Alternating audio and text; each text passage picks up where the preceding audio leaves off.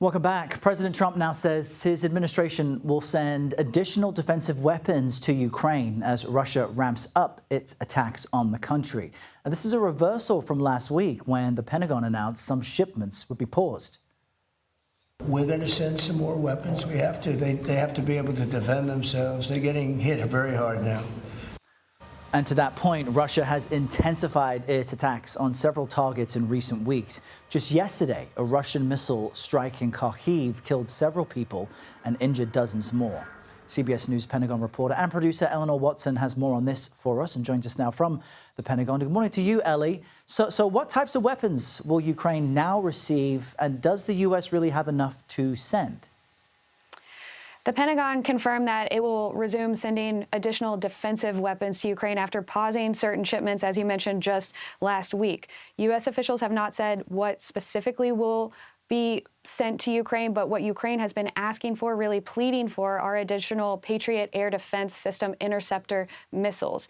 Ukraine already has several Patriot batteries and could use more, but what they really need are the interceptor missiles that can shoot down incoming drones and missiles aimed at Ukrainian cities. President Trump last week and at the NATO summit last month expressed a willingness to send more of these missiles to Ukraine, but the issue is the U.S. uses these missiles too.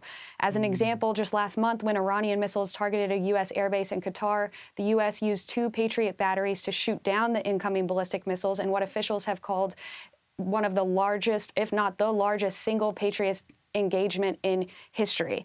The key nature of these weapons is what prompted the review that led to the brief pause last week. That's a really interesting detail that viewers may not consider. The U.S. is actively in need of these same weapons. And we've heard President Trump be adamant that Europe needs to step up. It needs to do more.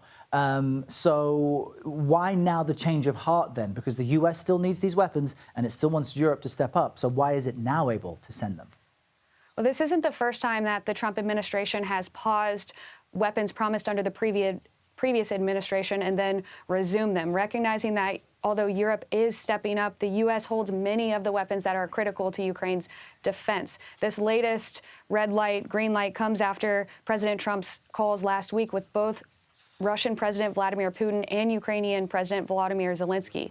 Zelensky described his call with President Trump as one of the most productive calls he's had yet with President Trump, as Trump said he was, quote, very unhappy with his call with Putin.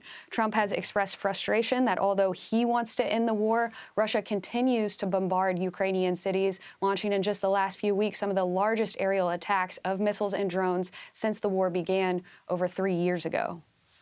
All right, Ellie Watson with the latest on all of that, joining us from the Pentagon. Thank you, Ellie.